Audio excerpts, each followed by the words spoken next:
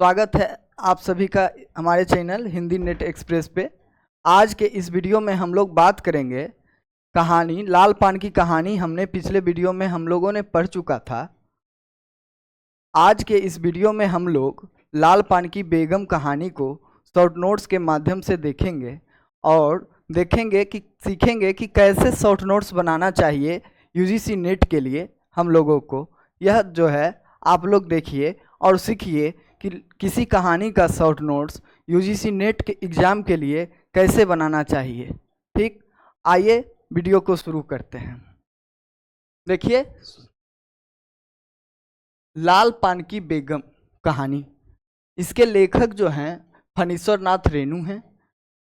फणीश्वर नाथ रेणु का जन्म 1921 ईस्वी में हुआ था। फणीश्वर नाथ रेणु का जन्म 1921 ईस्वी में हुआ था और लाल पान की बेगम कहानी का प्रकाशन जो है 1957 ईस्वी में हुआ था। पत्रिका जो है देखिए, लाल पान की बेगम जो है कहानी नामक पत्रिका में प्रकाशित हुई थी। कौन से पत्रिका में प्रकाशित हुई थी? कहानी नामक पत्रिका में प्रकाशित हुई थी और कहानी नामक पत्रिका के जनवरी अंक में प्रकाशित हुई थी। और देखिए, लाल पान की बेगम कहानी जो है ठुमरी नामक कहानी संग्रह में संकलित है। ठुमरी कहानी संग्रह 1959 ईस्वी में प्रकाशित हुई थी। अब देखिए, ठुमरी कहानी संग्रह के अन्य सभी कहानियों को देखते हैं, क्योंकि परीक्षा में एनटीए जो है कहानी संग्रह से बहुत प्रश्न बनाता है, इसलिए देखना बेहद जरूरी है। देखिए, ठुमरी कहानी संग्रह जो है, ठुमरी कहानी संग्रह में कुल 9 कहानियां संकलित है। इस संख्या को याद कीजिए। उसके बाद देखिए, पहली कहानी जो है रसप्रिया, दूसरा तीर्थोदक, तीसरा ठेस, चौथा नित्य लीला, पांचवा पंचलाइट, छठा सिर पंचमी का शकुन,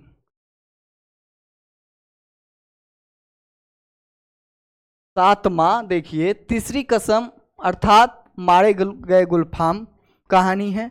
8वें नंबर पर लाल पान की बेगम कहानी है। अब देखिए, एक चीज़ और इसमें ध्यान रखिएगा कि लाल पान की बेगम 8वें नंबर पर है, इस बात को भी ध्यान रखिएगा। लाल पान की बेगम 8वें नंबर पर कहानी है। अब देखिए, हम लोग के सिलेबस में तीसरी कसम कहानी भी लगी हुई है, अर्थात मारे गए गुलफाम कहानी लगी हुई है, और यह कहानी जो है देखिए 7वें नंबर पर है। इन दोनों कहानियां कौन से स्थान पे है, 7वें नंबर और 8वें नंबर, इन बातों को अच्छे से याद कर लीजिएगा। अब देखिए, इस वीडियो में हम सिर्फ और सिर्फ शॉर्ट नोट्स के माध्यम से इस कहानी को पढ़ाने वाले हैं।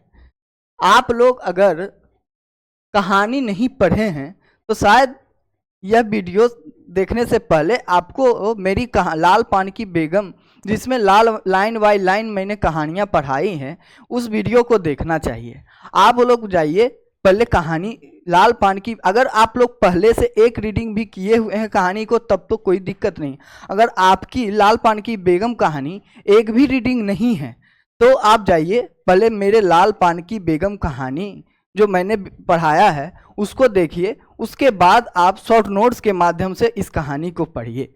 मैं शॉर्ट नोट्स के माध्यम से इस कहानी को इसलिए पढ़ा रहा हूँ, ये अक्सर जो है मैंने भी अपने तैयारी के दौरान में यह समस्याएं फेस की थी कि उस समय मुझे शॉर्ट नोट्स बनाना नहीं आता था। आप लोग के साथ यह समस्या न हो इसलिए मैं यह वीडियो बना रहा हूँ। आप लोग ध्यान दीजिएगा कि आप लोग एक बार कहानी को पढ़ लीजिए, उसके बाद इस वीडियो को देखिए, आपको अच्छे से समझ में आएगी। जाइए मेरे वीडियो को लाल पान की बेगम कहानी की वीडियो को आप लोग देखिए, उसके बाद इस वीडियो पे आइए, आप लोगों को बेहतर समझ में आएगी। देखिए आगे जो तथ्य है, देखिए लाल पान की बेगम जो कहानी है, लाल पान की बेगम जो कहानी है, इसका नाट्य रूपांतरण किया गया था। और नाट्य रूपांतरण किसने किया था? तो नाट्य रूपांतरण जो है पुंज प्रकाश ने किया था। लाल पान की बेगम कहानी का नाट्य रूपांतरण किसने किया था? तो लाल पान की बेगम कहानी का नाट्य रूपांतरण पुंज प्रकाश ने किया था। आगे देखिए,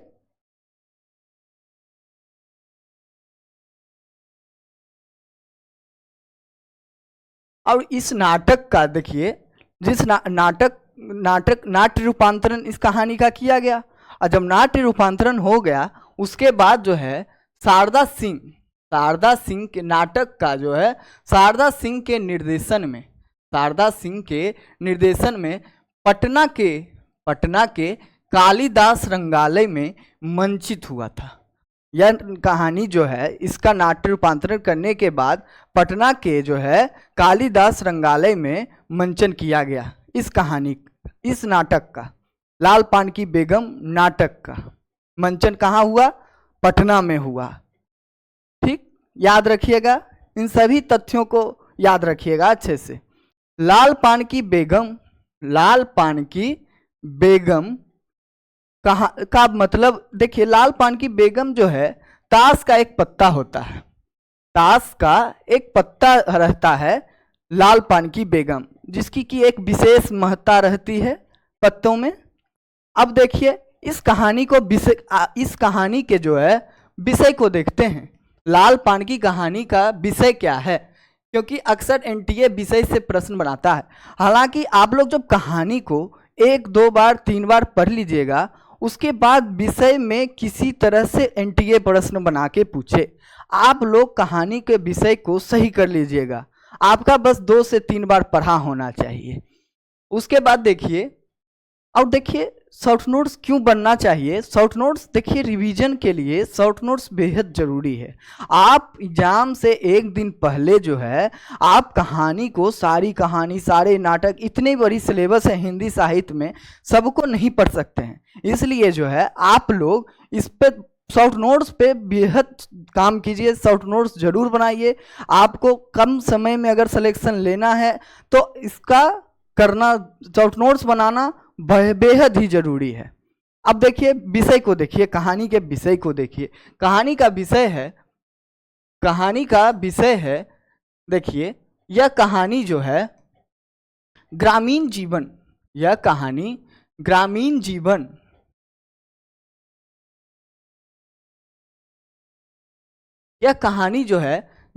जीवन का यथार्थ चित्रण करती है। यह कहानी ग्रामीण जीवन का यथार्थ चित्रण करती है और इस कहानी में स्त्री सशक्तिकरण को भी दिखाया गया है। इस कहानी में स्त्री सशक्तिकरण को भी दिखाया गया है, किसान के भी जीवन को दिखाया गया है। इस कहानी को जब आप पढ़िएगा तो आपको धान, सोनाली धान, ये सब देखने को मिलेगा। आपको फिर समझ में आ जाएगा कि इसमें किसान का जीवन को दिखाया गया है। इस कहानी के भाषा देखिए, भाषा को समझिए कि इस कहानी की भाषा कैसी है। तो इस कहानी की जो भाषा है देखिए, फणीश्वर नाथ रेणु जो है एक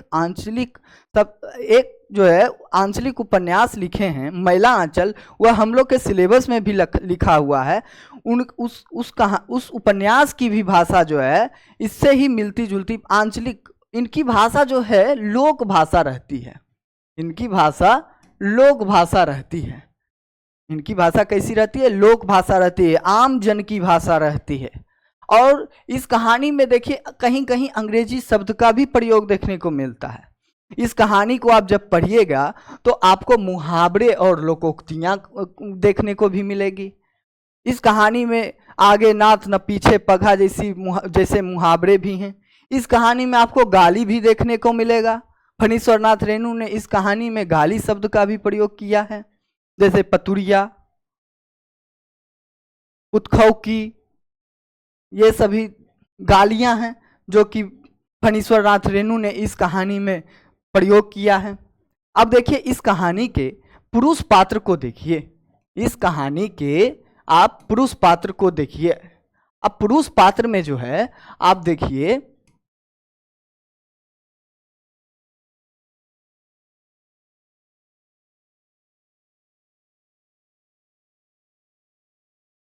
पुरुष पात्र में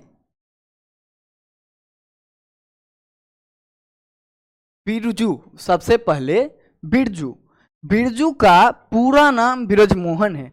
बिरजमोहन नाम जो है कहानी के एकदम बीच में आया है। इस बात को अच्छे से नोट कर लीजिएगा आप लोग। बिरज मोहन, बिरजू का पूरा नाम बिरज मोहन। एक जगह पे बिरजू को बेटा बिरज मोहन उसके पिताजी ने, बिरजू के बप्पा ने कहकर पुकारा था। आप इस बात को अच्छे से ध्यान रखिएगा।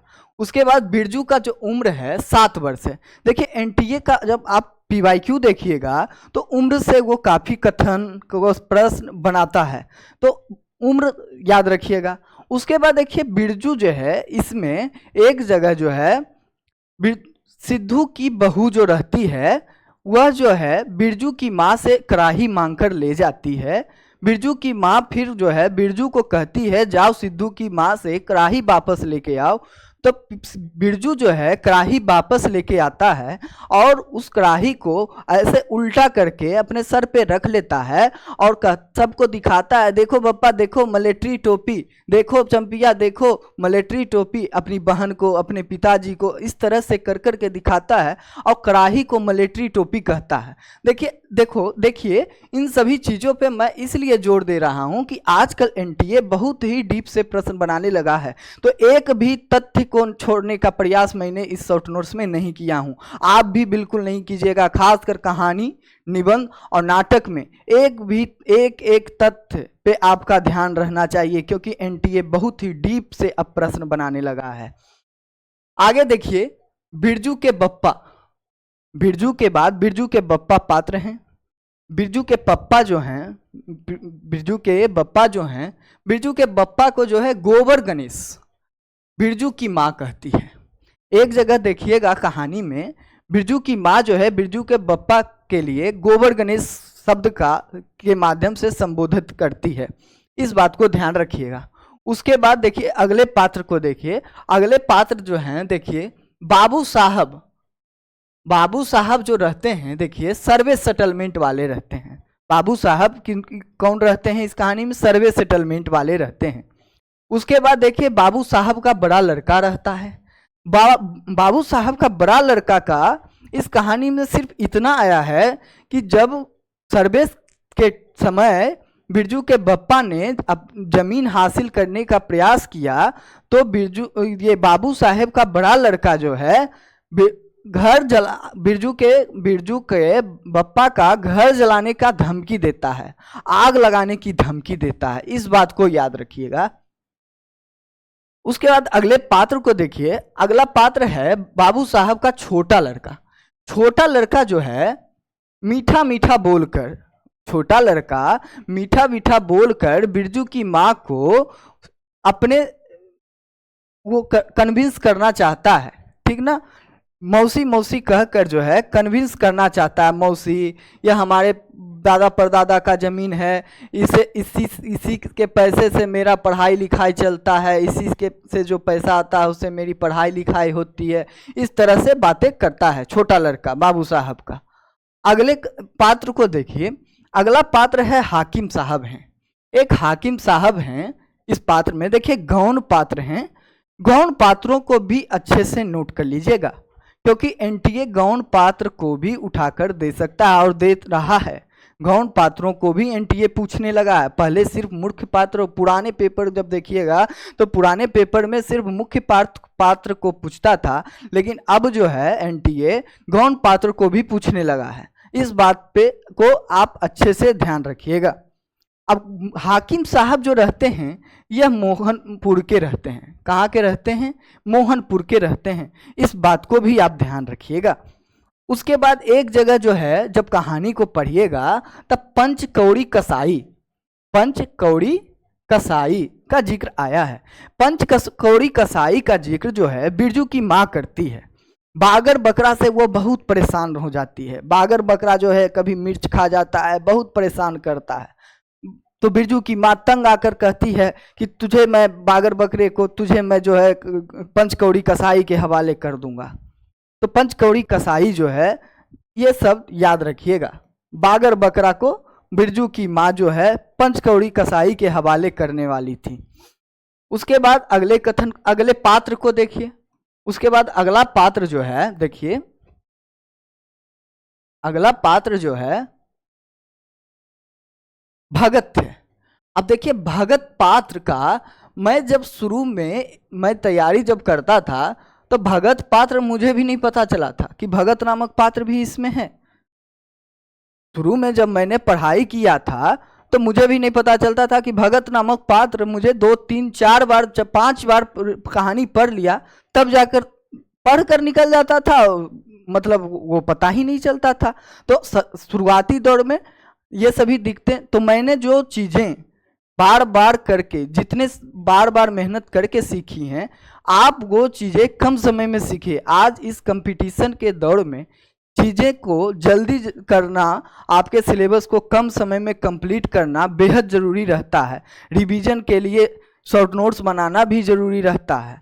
तो इसलिए आप इस तरह से शॉर्ट नोट्स को बनाइएगा, और आपके जो है घंटों के काम को, इतने ही काम को आप अगर करने जाइएगा खुद से तो आपको घंटों लग जाएगा।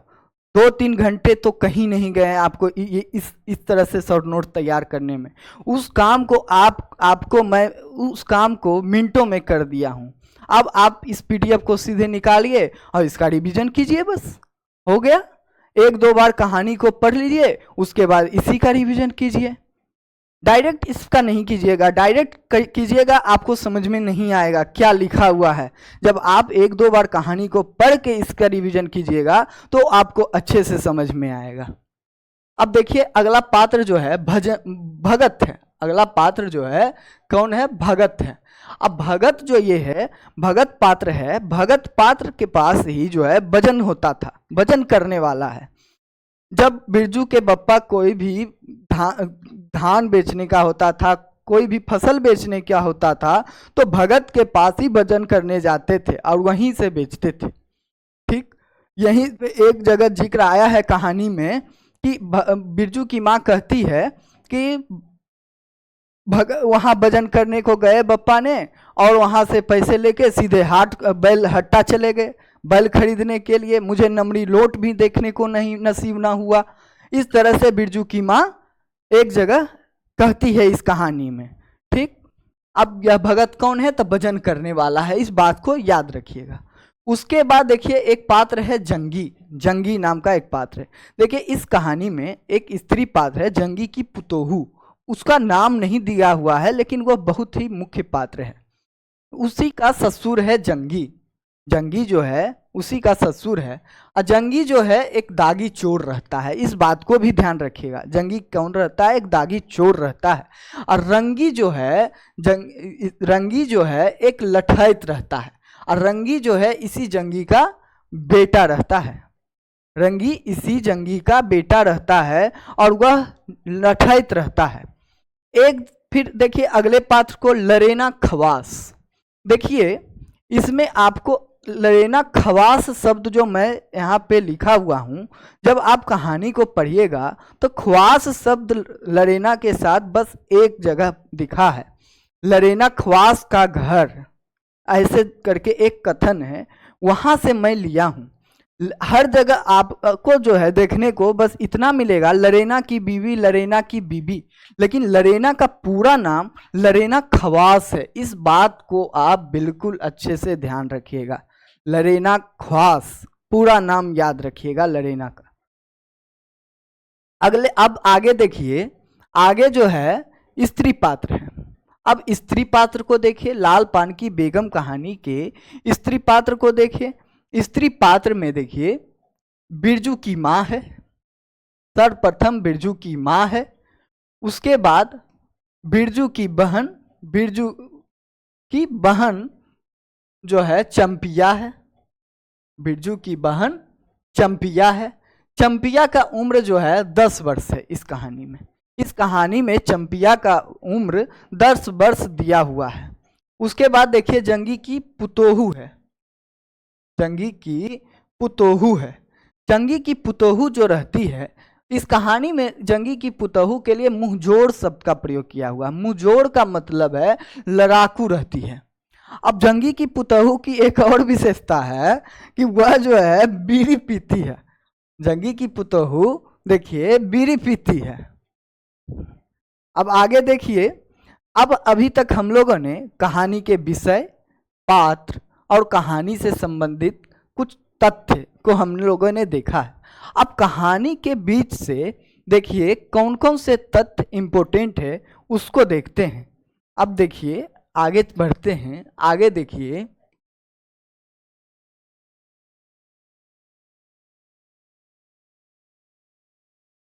देखिए अभी स्त्री पात्र खत्म नहीं हुआ है, स्त्री पात्र में अभी मखनी फुआ बची हुई है। देखिए मखनी फुआ जो रहती है बिरजू की माँ की पड़ोसिन रहती है, इस बात को ध्यान रखिएगा।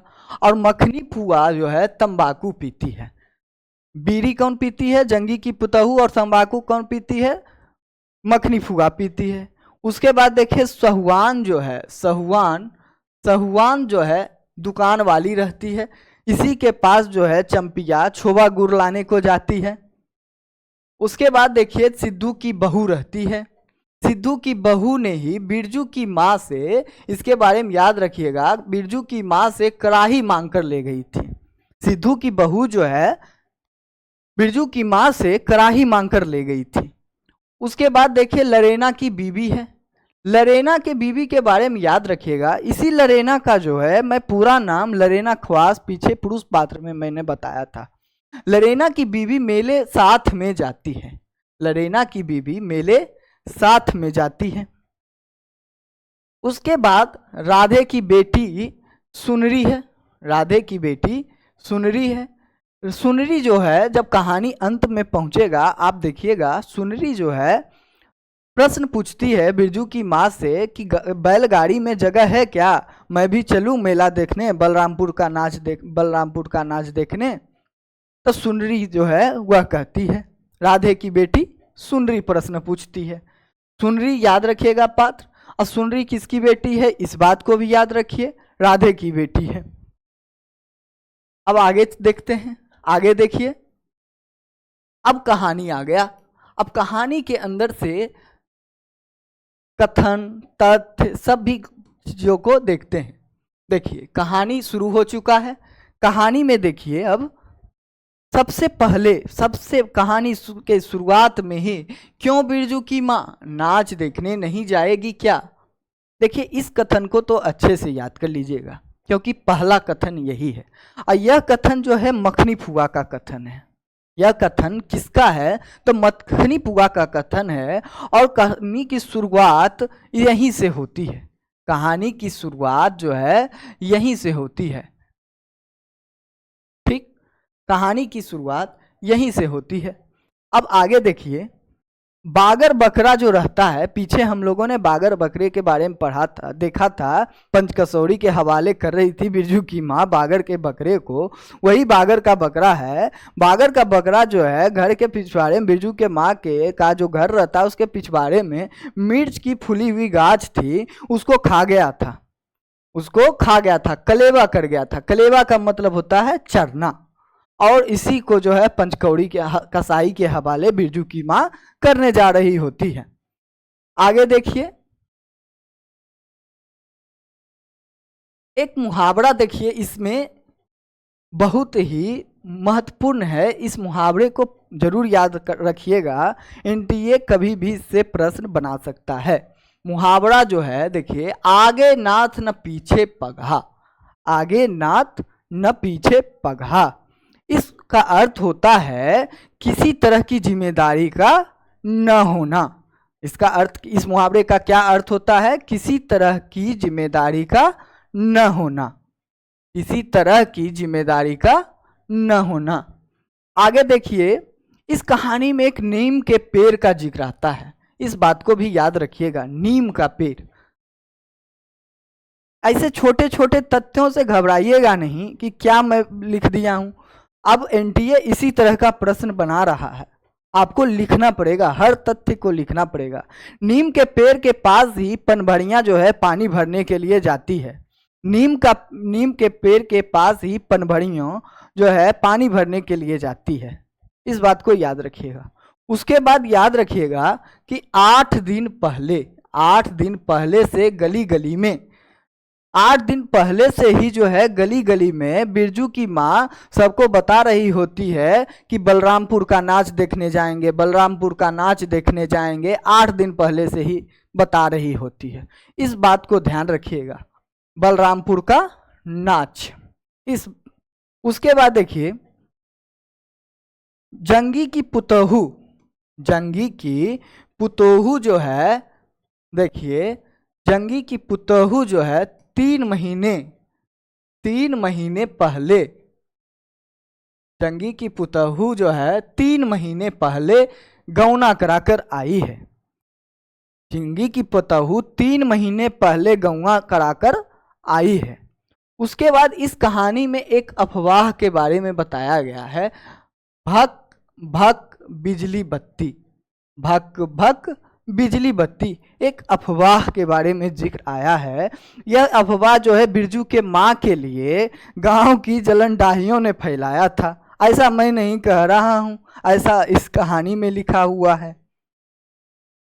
बिरजू के बप्पा जो हैं, बिरजू के बप्पा जो हैं 1 महीने पहले से, इस बात को याद रखिएगा, कितने दिन पहले से? 1 महीने पहले से, 1 महीने पहले से, 1 महीने पहले से नाच दिखाने का बोल रहे थे कि बलरामपुर का नाच दिखाने ले चलूँगा, बलरामपुर का नाच दिखाने ले चलूँगा। इस बात को ध्यान रखिएगा कि देखिए यहाँ पर जो है, यहाँ पर जो है देखिए 8 दिन पहले दिया हुआ है। यहाँ देखिए 8 दिन पहले से गली गली में बिरजू की माँ बोल रही थी और बिरजू के बप्पा जो हैं 1 महीने पहले से गली गली 1 महीने पहले से नाच दिखाने का बोल रहे थे। इस बात में कंफ्यूज मत होइएगा। अब देखिए इस वीडियो में मैं एक्सप्लेन इतनी सारी चीज़ों को कर रहा हूँ, इसलिए इतना समय भी लग रहा है। अगर आप खुद से पढ़िएगा तो आपको एक कहानी को पढ़ने के लिए 5 से 7 मिनट काफ़ी है। 5 से, अगर इस तरह के शॉर्ट नोट्स बन जाएंगे तो 1 से 2 घंटे में आप 21 कहानी का रिवीजन कर सकते हैं। तो इस तरह से शॉर्ट नोट्स को ज़रूर बना लीजिएगा और कहानी को 1-2 बार पढ़िए, उसके बाद कहानी को हटा दीजिए। बस प्रसंग, कहानी का प्रसंग आपके दिमाग में याद रहना चाहिए और वह 1-2 बार पढ़ने से हो जाता है। आगे आप लोग शॉर्ट नोट्स बनाइए और शॉर्ट नोट्स का ही रिवीजन करते रहिए। रिवीजन के लिए शॉर्ट नोट्स जरूर बनाइए, नहीं तो आप इधर उधर जो है भटकते रह जाइएगा।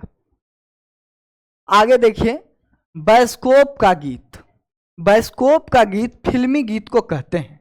बायोस्कोप का गीत फिल्मी गीत को कहते हैं। और बाजे न मुरलिया, इस कहानी में गीत आया है बाजे न मुरलिया, यह बायोस्कोप का गीत है, फिल्मी गीत है बाजे न मुरलिया। गीत से भी प्रश्न एनटीए बनाता है, इसीलिए मैंने गीत को भी इस नोट्स में शामिल किया हूं। उसके बाद देखिए जंगी की जो पुतोहू रहती है, जंगी की जो पुतोहू है, यहाँ देखिए जंगी की जो पुतोहू है वह बिरजू की माँ को लाल पान की बेगम कहती हैं। यहाँ से एनटीए ने एक बार प्रश्न पूछ चुका है। अब जो है इसकी और इसकी बारी है, आप लोग अच्छे से याद कर लीजिएगा। मखनी फुआ जो है बिरजू की माँ को शैतान की नानी कहती है। मखनी फुआ बिरजू की माँ को शैतान की नानी कहती है। उसके बाद बाबू साहब का छोटा लड़का जो है बिरजू की माँ को मौसी कहता है। बाबू साहब का छोटा लड़का बिरजू की माँ को मौसी कहता है। अब आगे देखिए छोवा गुड़। छोवा गुड़ जो है चंपिया सहुआन की दुकान से लाने गई थी। छोवा गुड़ चंपिया सहुआन की दुकान से लाने गई थी। और इस कहानी में शकरकंद की मीठी रोटी बनती है। शकरकंद की मीठी रोटी। अब देखिए इस कहानी में अन्य अन्य गालियों का प्रयोग भी लेखक ने किया है, उन गालियों को देख लीजिएगा। गालियां हैं हरजाई, पतुरिया, पजुरिया नहीं पतुरिया, साला, पुतखौकी, इस तरह के गालियों, अगर इस तरह के गालियों का प्रयोग लेखक ने इस कहानी में किया है। आगे देखिए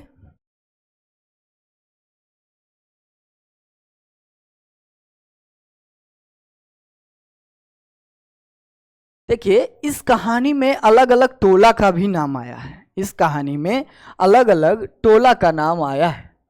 उन टोलों को देख लीजिए। एक है कोयरी टोला।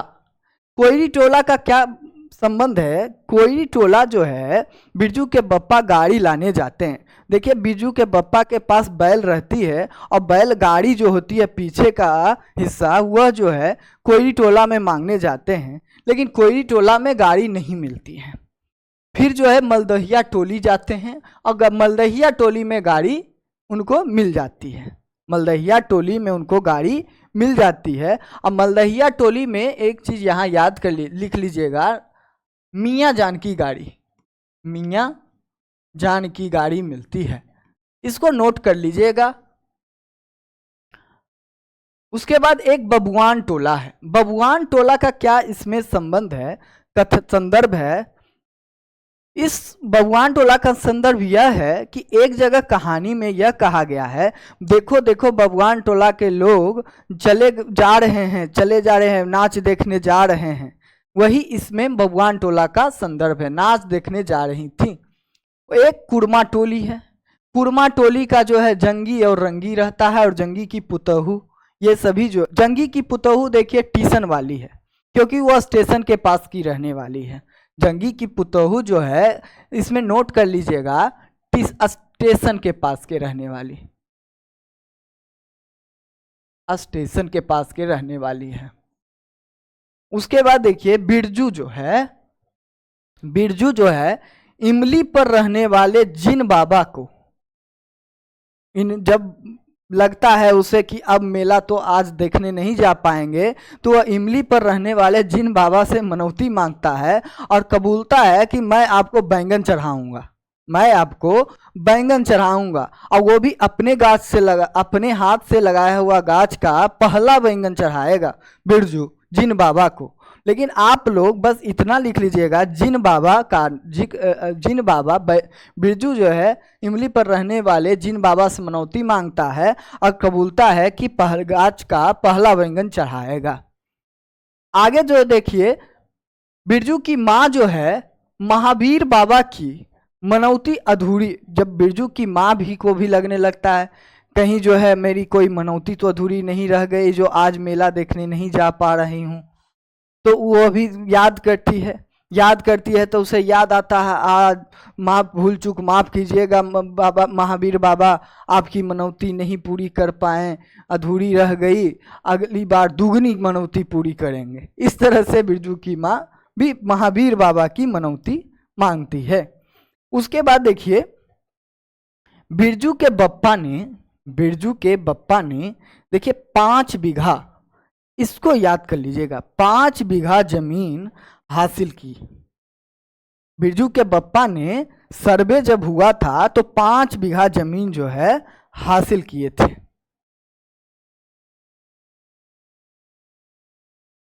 उसके बाद देखिए इस कहानी में एक कथन है, उस कथन को अगर दे दिया एनटीए ने तो आप लोग पक्का कंफ्यूज हो जाइएगा। क्यों कंफ्यूज हो जाइएगा, गलत कर दीजिएगा? क्योंकि कथन है जोड़ू जमीन जोड़ के नहीं तो किसी और के, जोड़ू जमीन जोड़ के नहीं तो किसी और के। देखिए जोड़ू और जमीन में स्त्री के लिए देखिए जोड़ के चीज बताया जा रहा है स्त्री को, और यह कथन स्वयं इस कहानी में एक स्त्री का है। अब यह जो है आपको लगेगा कि लेखक ऐसा कैसे कहते हैं, मुझे तो यही लगा कि लेखक ऐसा कैसे कह सकते हैं, मतलब आज के समय में स्त्री विमर्श पे इतनी कहानियाँ लिखी जा रही हैं, स्त्री विमर्श पे इस तरह से मतलब कि आप सोच नहीं पाइएगा कि स्वयं एक स्त्री के लिए इस तरह का कथन कह सकती है, आप सोच पाइएगा। इसलिए इस कथन को आप अच्छे से याद कर लीजिए, जोड़ू जमीन जोड़ के नहीं तो किसी और के। यह कथन जो है बिरजू की माँ इस कहानी में कही है। इस कहानी में बिरजू की माँ ने यह कथन कही है। उसके बाद देखिए एक मुहावरा है इस कहानी में आया है, कथरी के नीचे दुसाले का सपना, कथरी के नीचे दुसाले का सपना। कथरी के नीचे दुसाले सपने का सपना का अर्थ होता है कि अपनी स्थिति में अपने जो वर्तमान स्थिति में है उसमें उसी में रहते हुए जो है बड़ी इच्छाओं का ख्वाब देखना, बड़ी इच्छा देखना। देखिए, अपनी स्थिति के रहते हुए वर्तमान और बड़ी या साधारण असंभव इच्छाओं का होना, ऐसी इच्छाओं का पाल लेना जो कि असंभव है, पूरा करना असंभव है। अब आप लोग सोचिएगा कि परीक्षा से 4 दिन पहले जो है हम पूरा जो है आप लोग रिवीजन कर लीजिएगा कहानी का, उपन्यास का, और शॉर्ट नोट्स भी न रहे और रिवीजन भी कर लीजिएगा। अगर ऐसा आप सपना देख रहे हैं तो आप जो है स्कतरी के नीचे दुसाले के सपने में जी रहे हैं, इस तरह से आप समझिए। उसके बाद जो है इस कहानी में महीना, 2 महीना का नाम आया है, एक कार्तिक, एक अघन। देखिए, यह हिंदी महीना है। हिंदी महीना जो है चैत, बैसाख, जेठ, आषाढ़, सावन, भादो, आश्विन, कार्तिक, अघन, पूस, माघ, फागुन, इस तरह से चलता है। 12 महीना का नाम, लेकिन उसमें आपको सिर्फ 2 महीने याद करने हैं। यह जो कहानी है देखिए कार्तिक महीने की है। यह कहानी जो है कार्तिक महीने की है, लेकिन एक जगह अघन महीने का भी जिक्र आया है। अघन महीने का भी जिक्र आया है। और मौसम जो है वह जाड़े का मौसम है। मौसम को भी याद रखिएगा, जाड़े के मौसम है। उसके बाद देखिए, मखनी फुआ जो है तंबाकू पीती है। मखनी फुआ तंबाकू पीती है। उसके बाद जब सब लोग नाच देखने के लिए निकल जाते हैं तो नाच देखने के लिए निकलने, बिरजू की माँ एक जगह कहती है कि सिमराह के कूप में पानी पी लेंगे, इस तरह का बात कहती है। तो सिमराह के कूप में पानी, इतना याद रखिएगा। इतना याद रहेगा तो आपके जब सामने प्रश्न आएगा परीक्षा में और ऑप्शन रहेगा तो आप टिक कर लीजिएगा। इसीलिए मैं सिर्फ यहाँ पे मुख्य शब्द को लाया हूँ, की पॉइंट्स को नोट लिखा हूँ, ताकि देखिए शॉर्ट नोट्स की तरह होना चाहिए। अगर आप जो है इसको देख के आप समझने की स्थिति में नहीं हैं तो आप यह समझ लीजिए कि आपका कहानी अच्छे से पढ़ा हुआ नहीं है। इस बात को आप जान लीजिए। अगर इसको पढ़ के आपको समझ में नहीं आ रहा है कि क्या लिखा हुआ है, फिर तो आपका कहानी अच्छे से नहीं पढ़ा हुआ है। जाइए कहानी को अच्छे से पढ़ लीजिए। अगला देखिए, आगे देखिए। आगे जो है, आगे यह है कि जंगी की पुतहू जो है वह बीड़ी पीती है। जंगी की पुतहू बीड़ी पीती है। ऐसी छोटी छोटी चीज़ों को ध्यान दीजिए, क्योंकि एनटीए अब ऐसे ही चीज़ों से प्रश्न बनाने लगा है।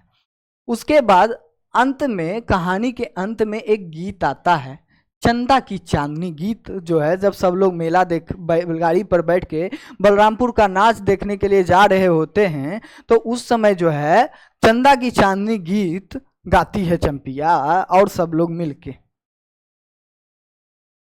आगे देखिए,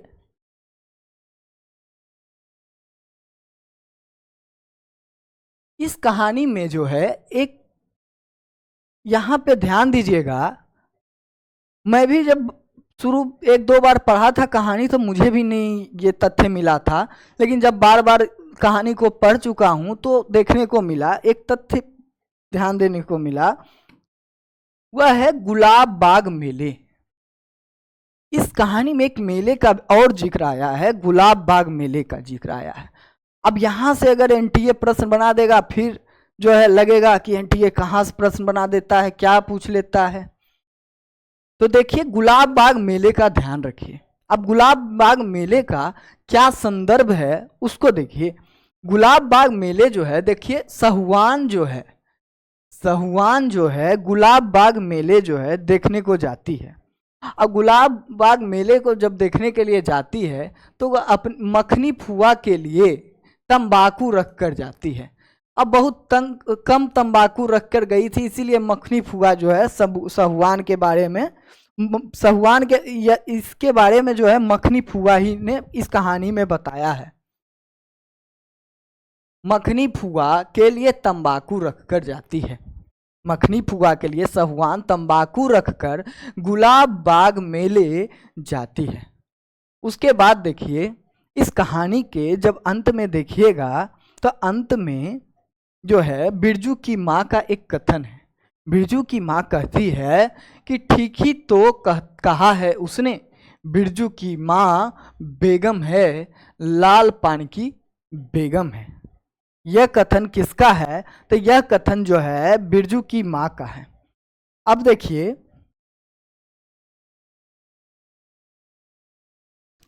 अब कुछ अभ्यास प्रश्न को देख लीजिए इस कहानी से।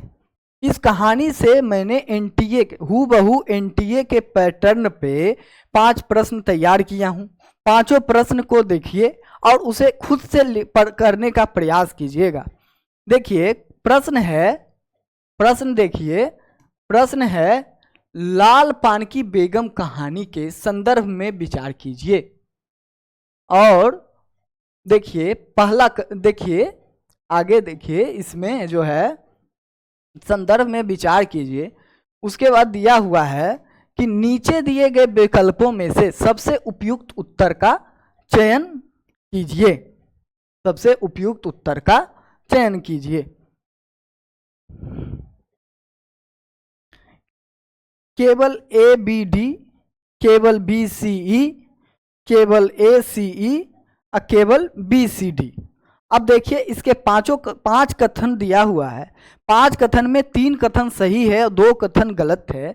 अब आप लोग जो है खुद से पॉज कर लीजिए वीडियो को और खुद से करने का प्रयास कीजिए। उसके बाद कमेंट में आंसर बताइएगा। इससे आपकी एक्टिव लर्निंग होगी। आप लोगों ने एक्टिव लर्निंग और पैसिव लर्निंग टीचिंग एप्टीट्यूड में पढ़ा ही होगा। देखिए लाल पान की बेगम कहानी के संदर्भ में विचार कीजिए। पहला कथन देखिए, एक कथन, इस कहानी में शहरी वातावरण का चित्रण किया गया है।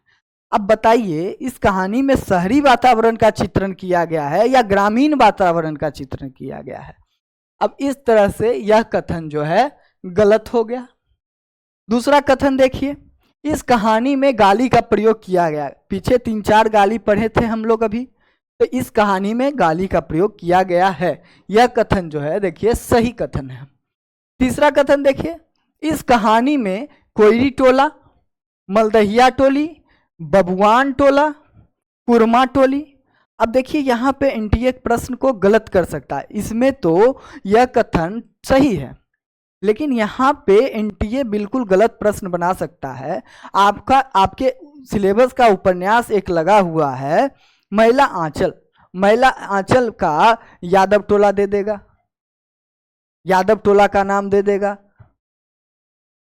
उसमें भी बहुत सारे टोला का जिक्र है, उसी से किसी एक टोले का नाम यहाँ पे घुसा देगा और प्रश्न को कथन को गलत कर देगा एनटीए। ऐसे में आप लोग गलत कर दीजिएगा फिर प्रश्न को। तो इस कहानी में 4 टोले का नाम आया हुआ है, कोयरी टोला, मलदहिया टोली, बबुआन टोला और कुरमा टोली। इस बात को अच्छे से याद कर लीजिए। अगले कथन को देखिए। अगला कथन है कि बिरजू के बप्पा को गाड़ी कोयरी टोला में मिला था। देखिए बिरजू के बप्पा को गाड़ी जो है यह कथन गलत है। अब क्यों गलत है? क्योंकि बिरजू के बप्पा को गाड़ी जो है कोयरी टोला में नहीं बल्कि मलदहिया टोली में मिली थी। कहाँ मिली थी? मलदहिया टोली में मिली थी। तो यह कथन भी गलत है। अगले कथन को देखिए, यह कहानी जाड़े के मौसम की कहानी है। तो यह कथन सही है, यह कथन सही है। तो इसका उत्तर हो जाएगा, देख लीजिए, बी, सी और ई। बी, सी, ई ऑप्शन वाला जो है इसका उत्तर हो जाएगा। देखिए इसके ऑप्शन को, बी, सी, ई इसमें है, इसका सही उत्तर बी ऑप्शन हो जाएगा। अगले प्रश्न को देखिए। अगला प्रश्न क्या है? अगला प्रश्न है अगला प्रश्न देखिए,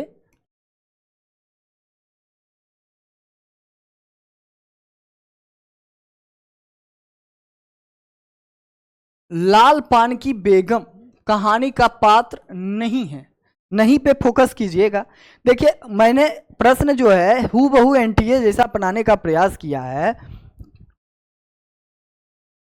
लरेना खवास, बिरज मोहन, सुनरी, मुनीम जी, इन चारों पात्रों में कौन पात्र लाल पान की बेगम कहानी का नहीं है?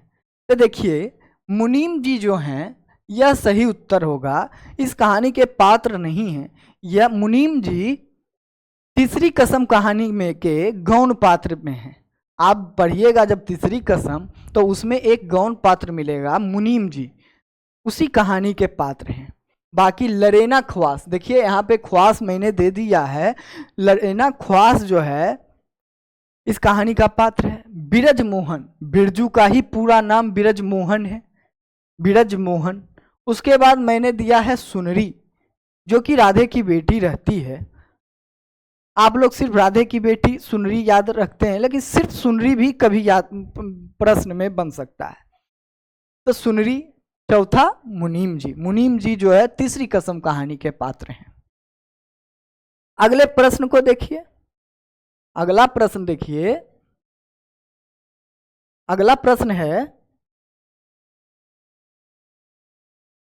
निम्न में से ठुमरी संग्रह में संकलित कहानियां नहीं है। इनमें से जो है 4 ऑप्शन दिया हुआ है।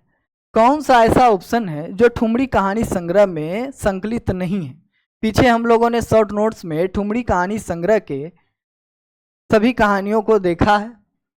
देखिए पहला ऑप्शन है रसप्रिया और पंचलाइट, सही है। तीर्थोदक और 3 बिंदिया, यह भी सही है। फेस और तीसरी कसम, यह भी सही है। और देखिए तीसरा जो ऑप्शन है यह आदिम रात्रि की महक और अग्निखोर, यह जो है गलत है। यह जो है तो इसका सही उत्तर क्या हो जाएगा? 3, ऑप्शन 3 इसका सही उत्तर हो जाएगा। आदिम रात्रि की महक और अग्निखोर, देखिए रचना तो यह दोनों रचना फणीश्वर नाथ रेणु की ही है, लेकिन है तो फणीश्वर नाथ रेणु की ही, लेकिन यह रचना कहानी संग्रह है। कहानी संग्रह में संकलित कहानियां नहीं है। यह आदिम रात्रि की महक और अग्निखोर दोनों अपने आप में एक कहानी संग्रह है। इस बात को याद रखिएगा। आगे देखिए, चौथे प्रश्न पे चलते हैं। चौथा प्रश्न को देखिए। चौथा प्रश्न देखिए,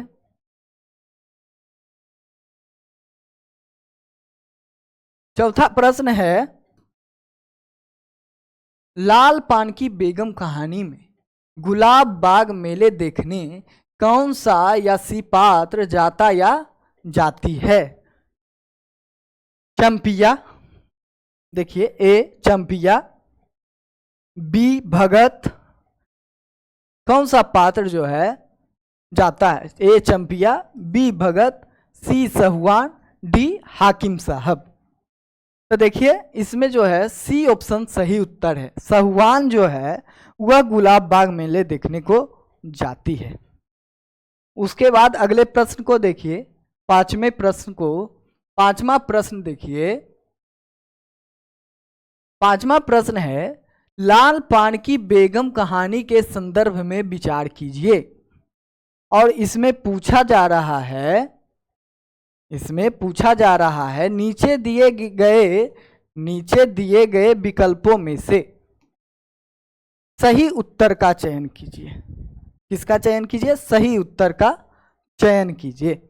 अब देखिए 4 ऑप्शन दिया हुआ है, A B C, B C D, A D E, केवल बी सी ई। अब इसके उत्तर को देखिए, पांचों कथन को देखिए। पहला कथन, मेला देखने जाते समय चंपिया ने बाजे न मुरलिया गीत गाती है। पहला कथन। देखिए पहला कथन गलत है। अब क्यों गलत है? क्योंकि बाजे न मुरलिया गीत जो है वो इस कहानी में आया तो है, लेकिन बाजे न मुरलिया गीत मेला देखने समय नहीं गाती है चंपिया, वह गाती है चंदा की चांदनी। इस बात को ध्यान रखिएगा, चंदा की चांदनी।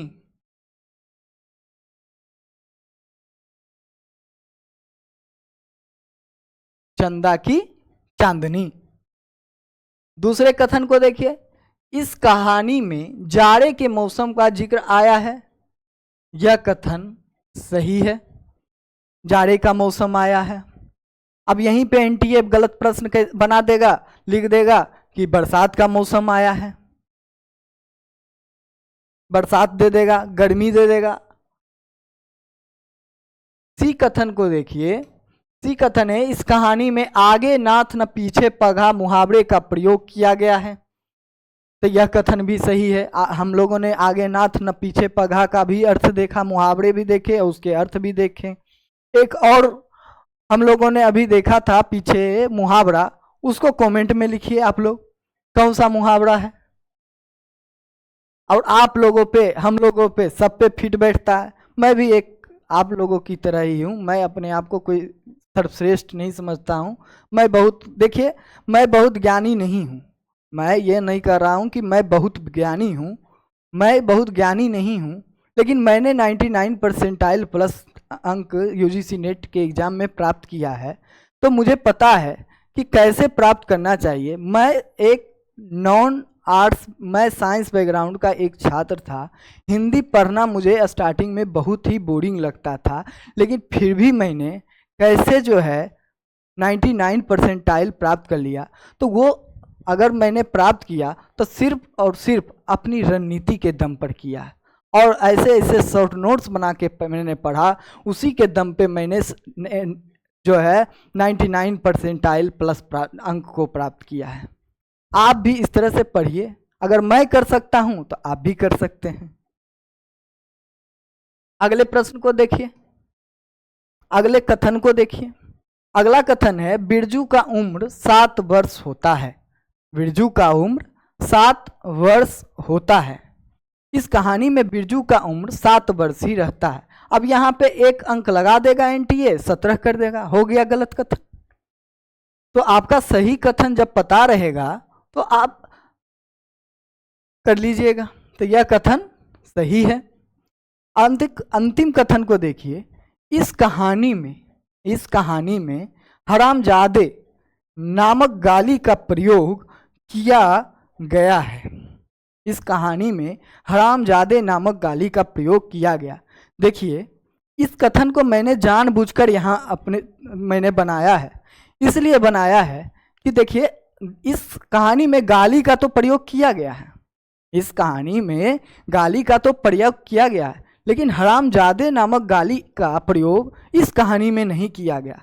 आप जब यह हरामजादे नामक गाली आप जब इंस्पेक्टर माता दीनचांद पर कहानी पढ़िएगा तो उस कहानी में किया गया है। इंस्पेक्टर माता दीनचांद पर कहानी में हरामजादे नामक गाली का प्रयोग किया गया है, न कि लाल पान की बेगम कहानी में। इसलिए मैं जानबूझकर इस कथन को इस प्रश्न में डाला ताकि आप लोग देखिए किस तरह से एनटी, आज मैंने इस तरह से किया तो एनटीए भी कर सकता है।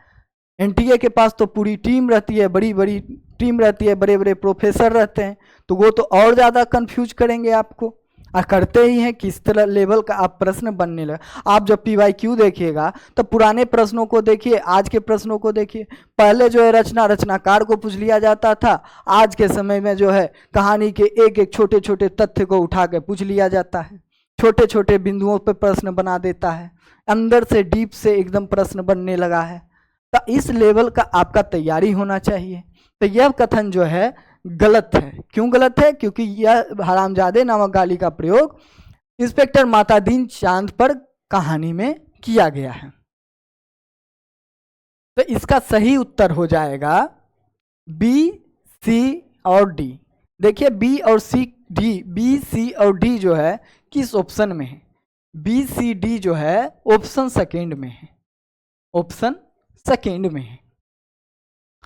अब आप लोग बताइएगा कमेंट में कि आप लोग 5 प्रश्न अगर किए इसमें तो आपको यह वीडियो कैसा लगा, प्रश्न कैसा लगा, शॉर्ट नोट्स कैसा लगा, आप लोग कमेंट में ज़रूर लिखिएगा, लाइक भी कीजिएगा और हमारे चैनल को सब्सक्राइब कीजिए। और इसका पीडीएफ आपको मेरे टेलीग्राम पर मिल जाएगा। और ऐसे ही मैं शॉर्ट नोट्स आगे की यूनिट के लिए भी मैं बनाऊंगा, इसलिए आप मेरे चैनल को सब्सक्राइब कर लीजिए ताकि अगले अगर मैं किसी रचना पे, अगले किसी यूनिट के एक टेस्ट पे मैं वीडियो शॉर्ट नोट्स के माध्यम से पढ़ाता हूं तो आपको पता चले कि कैसे आप भी शॉर्ट नोट्स बना सकते हैं। शॉर्ट नोट्स बनाना सीख जाइए, आपका रिजल्ट पक्का है।